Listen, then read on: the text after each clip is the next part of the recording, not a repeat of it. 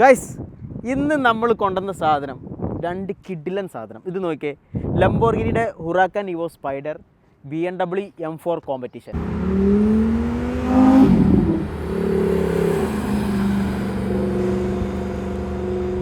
BMW engine M4 കോമ്പറ്റീഷൻ്റെ engine എന്ന് പറഞ്ഞാൽ 3 ലിറ്റർ ടിൻ ടെർബോ ഇൻലൈൻ 6 ആണ്.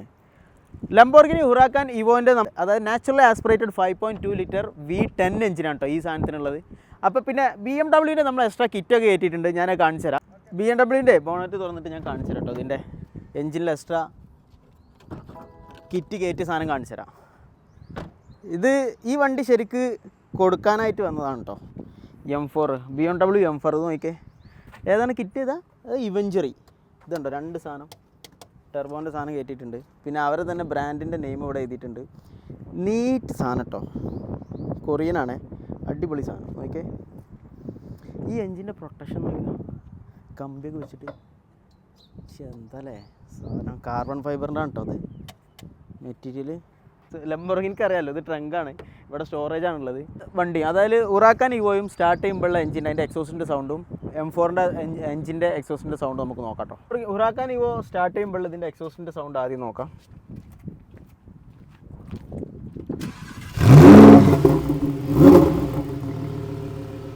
അടുത്ത BMW M4 competition engine start ചെയ്യുമ്പോൾ എക്സോസിൻ്റെ സൗണ്ട്.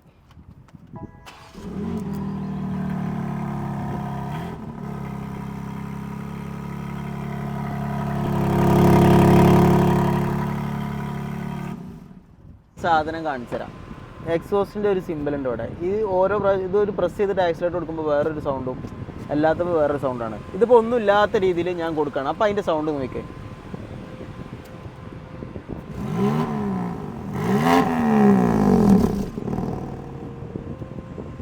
ഓക്കെ, ഇനി ഈ ബട്ടൺ, എക്സോസിൻ്റെ ബട്ടൺ ഇവിടെ അമർത്തുമ്പോൾ ഒരു പച്ച ലൈറ്റ് കത്തുന്നുണ്ട്. അത് കത്തിയിട്ട് കണ്ടോ, ആ ഒരു എൻജിൻ്റെ ആ ഒരു ഇതന്നെ മാറി, സൗണ്ട് തന്നെ മാറി. ഇനി കൊടുക്കുമ്പോഴുള്ള സൗണ്ട് നോക്കിയേ.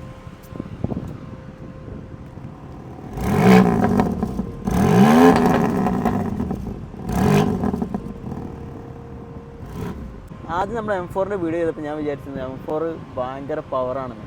പക്ഷേ ഇതിലിരുന്നിട്ട് നമ്മൾ ഹുറാക്കൻ ഇവോയിൽ ഇരിക്കുമ്പോഴുള്ള ആ ഒരു വ്യത്യാസം ഉണ്ടല്ലോ, ആ എൻജിൻ്റെ സൗണ്ടായാലും ആ പവറായാലും അത് വേറെ ലെവൽ സാധനമാണ്. ഇനി ഹുറാക്കൻ ഇവോൻ്റെ അകത്ത് കയറിയിട്ടുള്ള ഇതിൻ്റെ സെറ്റപ്പ് ഞാൻ കാണിച്ചത്. ഇതിൽ കുറേ മോഡുണ്ട്, സ്ട്രാഡ, കോർസ എന്നൊക്കെ പറഞ്ഞിട്ടുള്ളത്.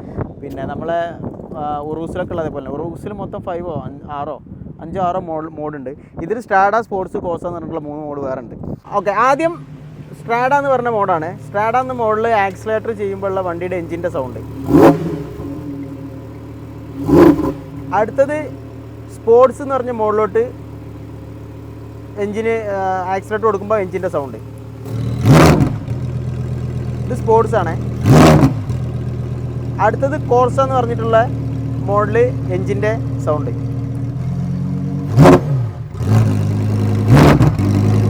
എന്താ വ്യത്യാസം! വണ്ടി മൊത്തമായിട്ട് ഇങ്ങോട്ട് ഷെയ്ക്ക് ആവുകയാണ്, ഫുള്ളായിട്ടാണ് ഷെയ്ക്ക് ആവുകയാണ്. അത് കോർസയാണ് കുറച്ചുകൂടി പവർ. ജസ്റ്റ് ചെറിയൊരു സംഭവം ആക്സിലേറ്റർ കൊടുക്കുമ്പോഴേക്ക് ഭും ഭും എന്ന് പറഞ്ഞിട്ടുള്ള സൗണ്ട്.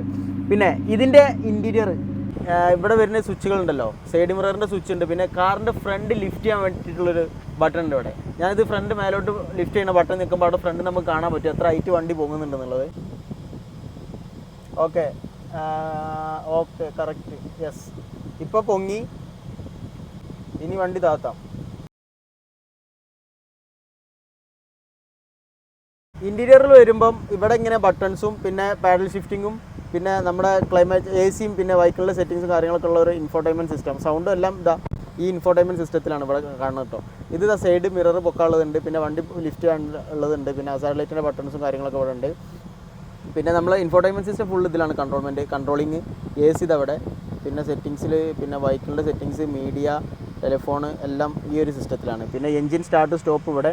പിന്നെ ഇവിടെ ഒരു വിൻഡോ ഉണ്ട്. ഈ വിൻഡോ താത്താനും പൊങ്ങിക്കാനുള്ള സ്വിച്ചാണ് ഈ സ്വിച്ച്. പിന്നെ ഇത് നമ്മളെ റൂഫ് ഓപ്പൺ ചെയ്യാനും ക്ലോസ് ചെയ്യാനുള്ളത്. പിന്നെ പാർക്കിങ്ങിൻ്റെ ഇവിടെ ഉണ്ട്. പിന്നെ മോഡ്, എൻജിൻ മേൽ ഇതാ മോഡ്, സ്ട്രാഡ, സ്പോർട്സ്, കോർസ ഇവിടെ ഉണ്ട്. പിന്നെ ഇത് വൈപ്പറിൻ്റെതാണ്.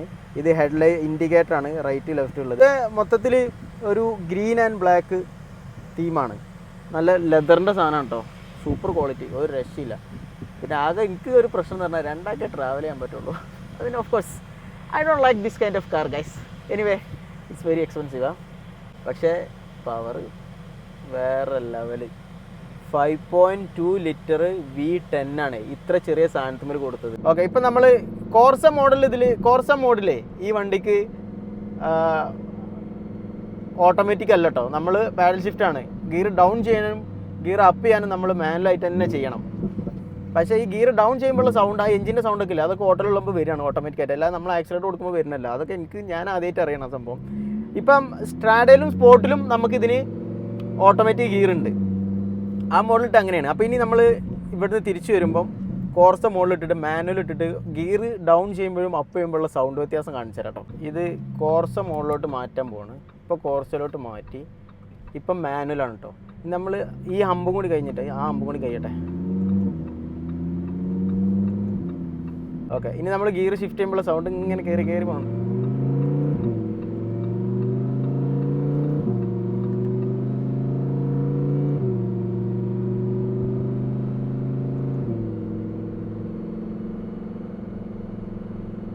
ഇനി ഗിയർ ഡൗൺ ചെയ്യുമ്പോഴുള്ള സൗണ്ട് വ്യത്യാസം നോക്കട്ടോ.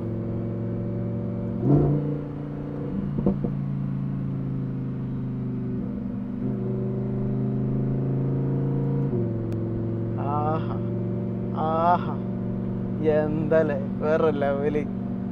കുറച്ചു നേരം ഇരുന്നത് ഇങ്ങനെ ഓടിക്കുമ്പോൾ നമുക്കൊരു കംഫർട്ട് തോന്നുന്നുണ്ട് കേട്ടോ. ആദ്യമായിട്ട് ഇതിൽ കയറിയപ്പോൾ എങ്ങനെയാണ് മര്യാദക്കൊന്നും ഇരിക്കാൻ പോലും പറ്റില്ല എന്ന് തോന്നിന്. അപ്പം അടുത്ത വീഡിയോയിൽ നമ്മൾ വേറെ പുതിയ കാറായിട്ട് വരുന്നതായിരിക്കും, വേറെ ടൈപ്പ് കാറായിട്ട് വരുന്നതായിരിക്കും. നിങ്ങൾ ഫേവറേറ്റ് വണ്ടി ഏതാണെന്നുള്ളത് നിങ്ങൾ കമൻറ്റ് ചെയ്യട്ടോ. അപ്പോൾ നമുക്ക് അടുത്ത വീഡിയോയിൽ കാണാം.